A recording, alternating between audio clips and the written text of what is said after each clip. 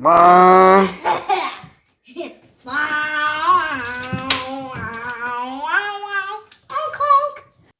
right. In this episode, I think we're going to cover a lot of various things. I've pretty much got all the wiring back here completed. The fuel pump is working. I've tested that. Brake lights, turn signals, everything back here is working. So I think I can clean up everything through here and put this seat back in because I've dealt with all the wiring that I need to back there. The driver's seat, I fixed an issue with the clutch pedal that I didn't actually know I had until I started taking things apart. And the clutch pedal is much less squishy and goes a lot less further, probably about 1 to 2 inches less travel because it was a bracket issue where it wasn't really in the bracket correctly.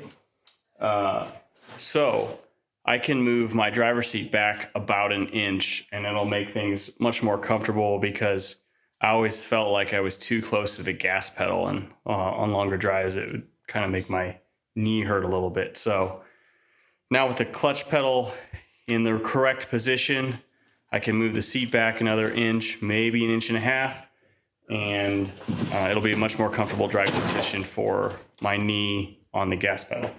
So we'll take care of the seat position. The clutch master cylinder was leaking. It has been leaking for the last year. So I'm going to take the opportunity now to get that replaced. The reservoir for the power steering, I've got that in, so I'll probably throw that in this video, and maybe a few other things. We're probably going to just take care of a mishmash of various things that need to be taken care of with the cart. So let's get to it. Please subscribe and click the bell and subscribe to our video.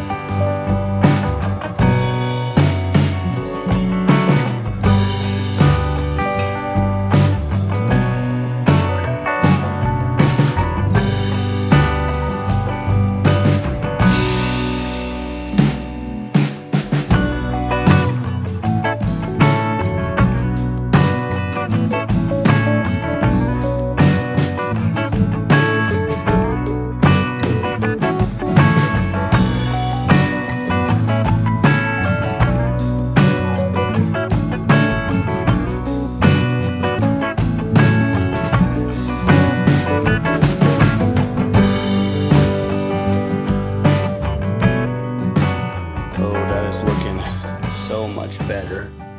So let me show you what I've got here. Everything is pretty much in place. I think I've covered this already, but this is the accessory. This is kind of ignition on. This distribution block comes straight from the battery. This guy will get hooked up. This is going to go to the starter, but I'm leaving it disconnected from the block right now because the other end's just open and not touching the starter. There's no starter installed right now. So I've got everything kind of zip tied up loosely. These are not like cinched down with the ends cut off yet, just in case I need to move some of these wires in here, but I'll cinch it all down. I've got all of the kind of power running on this side, and then just a couple of audio wires running on that side, so hopefully that'll keep my humming down. And I am going to fashion some brackets to hold this up.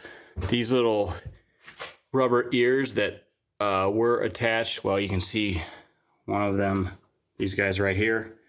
The rubber's starting to break apart, and this one's not bad, but some of them are starting to crack. This one I think is, where it was mounted by these screws with this little spacer to kind of hold it off of the frame a little bit. So I think I'm just going to fashion some new L brackets, screw them in here, put a little rubber between the bracket and the metal here just to cut down a little bit on vibration. But that'll hold it a little firmer. Won't have to worry about these cracking and this thing falling off. And then I can button that up and then throw the seat back in this side.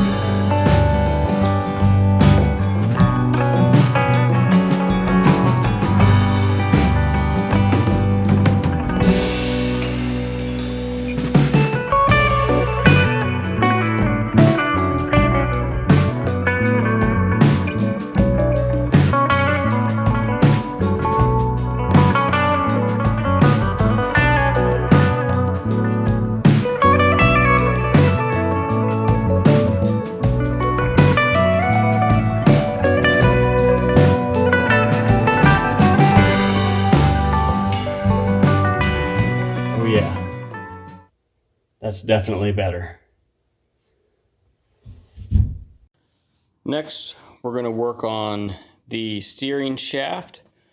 So I've got the stock steering shaft up to this point. That's going to be a double D bar. I think I've got all my components in. So I've got a length of double D bar that I'll have to cut to the right length. Then we've got a couple here that goes from the double D to a 36 3/4 inch spline. And then that is going to go into steering quickener. So I've always wanted the steering to be a little quicker on this car. This is a 1 to 1.5 ratio steering quicker. So every one turn of the steering wheel will make it turn what used to be 1.5 on the steering rack. So that'll increase the weight of the steering a little bit, but speed up the steering, especially for autocross, where I really need to be the steering to be a little faster than it has been. So I'm going to start with a bracket for this. It's going to mount just inside the firewall up in here, so I need to fabricate a bracket to mount into that hole. And then once this is mounted in the right spot, then we'll work at cutting the double D bar to the right length, and then cutting the rest of the steering shaft up to the right length. So I've got a length of just round 3/4 bar and some pill block bearings to mount the steering column in place.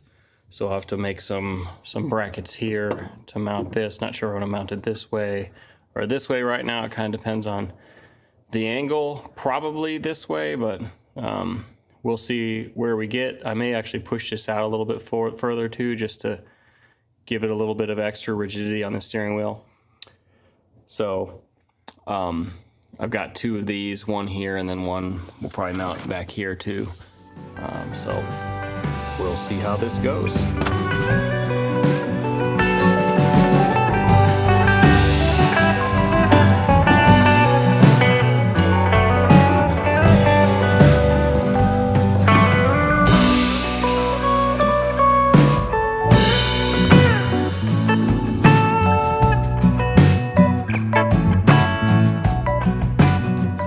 Okay, the way this mounts is it's got two holes here that mount.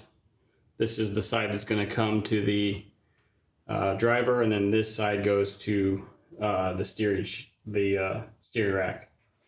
So I welded up this bracket. This will get bolted to the firewall. There's already a hole right here in the firewall that this will go through. So I need to drill a couple holes, get this kind of mounted in the firewall where I want it, and then locate this.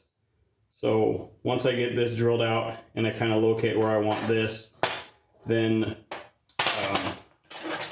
I'll take this piece of stock and kind of weld it here vertically or perpendicular to this other piece so that I can drill a couple holes here and mount it here.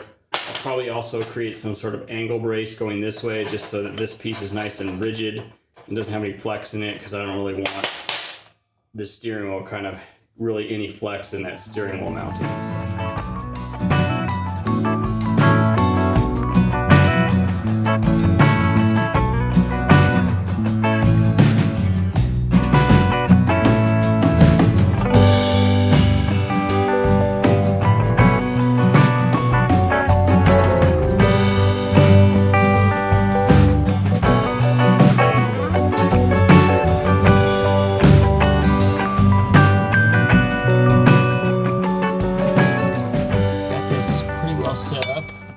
To clearance this edge a little bit because it actually, at full depress on the brake, it was hitting the bracket. So but that's clearance now. I've only drilled one hole for this, and this bolt is way too long. I need to get an appropriately sized bolt, but should allow me to locate this where it's roughly gonna sit. I get it in here. And the reason I only drilled one hole, let's see here, let me get some nuts on this as well.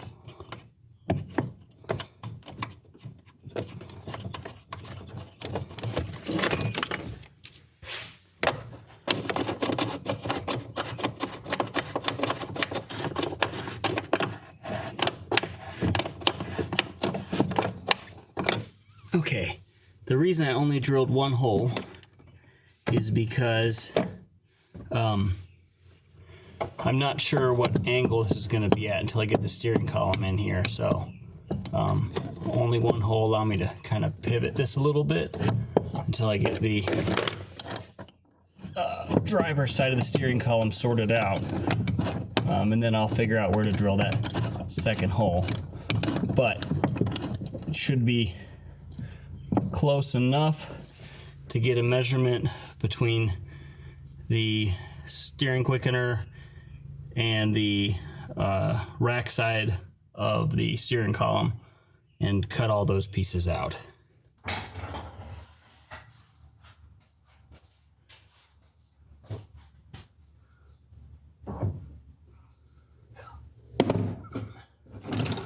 Okay. Well, let me get in here.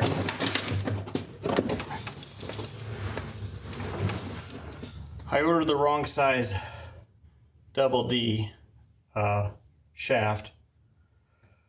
So I'm gonna have to get that on order, but it's a piece about 3 inches long and shouldn't be too hard to get. So I can finish up the rest of that and then just put that last piece in later. But for now, I need to figure out where I want this steering wheel. So you need to get an idea of, ooh, that is close. And this is really tight on here.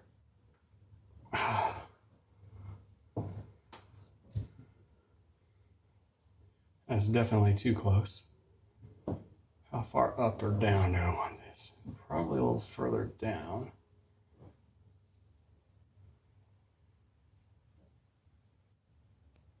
All right.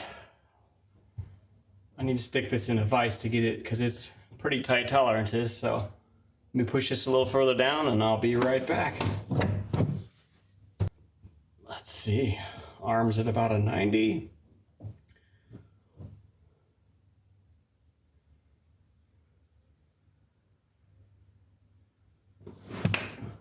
Sit back here.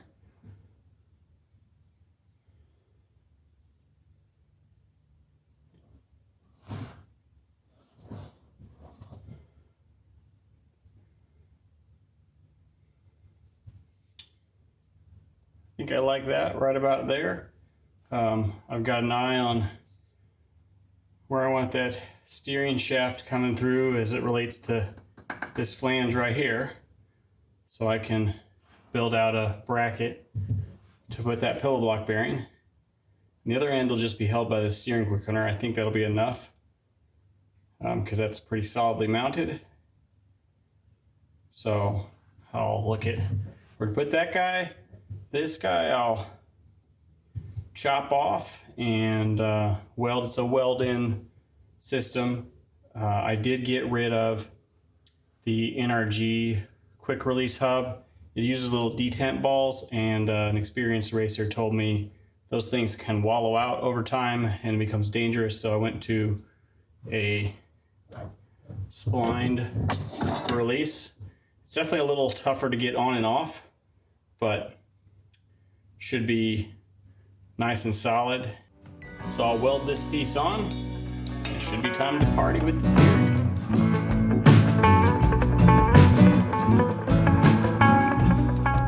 All right, steering shaft is pretty much welded in. I need to position this where I want it and then throw some paint on it. You will note that I lifted these with these 1, 2, 3 blocks off of the welding surface. That is to keep this away from the metal, because if it touches the metal, there's a chance that the weld will arc through the bearings and pit the bearings in this, and I don't want that to happen. I want them to spin nice and free. So lifting them off these blocks keeps the electricity going through the blocks and through the table and not through the bearings on here as I weld. I had a piece of this 1/4 inch scrap steel sitting around, so I cut it up. I've got it bolted to the bottom here. I'm probably gonna drill another set of holes back here since I don't like just the 2 bolts holding everything in. Just to kind of make this steering column nice and rigid. So I'm gonna drill a couple more holes back here, and then I need to drill some holes to hold this pillow block in place. And then in the back here, I'll be able to, I actually want this down just a little bit, maybe a 1/4, maybe as much as a 1/2 inch, but I want it down a little bit more than it is right now. So I'll be able to throw like a washer in here and not a washer back here to kind of give it that cant and lower this edge, or maybe 2 washers. I'll be able to adjust my spacing with washers back here to get this where it's at. And this pillow block has some rotation in it, so it should be happy there. Once I get it all figured out where I want, then I'll be able to tighten this set screw in here and then the set screw down here, and it all should be happy. Steering is about done. And like that, we've got a steering column mostly installed. I painted it and let it dry overnight, and then put everything back together. The center cap that I had on here, the Sparco center cap, will not fit because of the lip that's right here on this hub.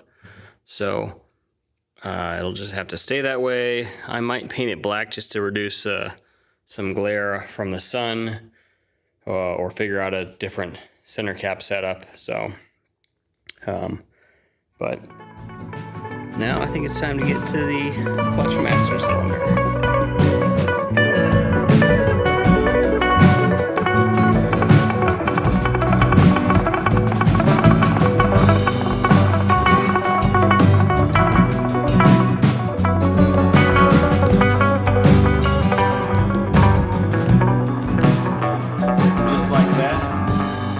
Cylinder has been replaced.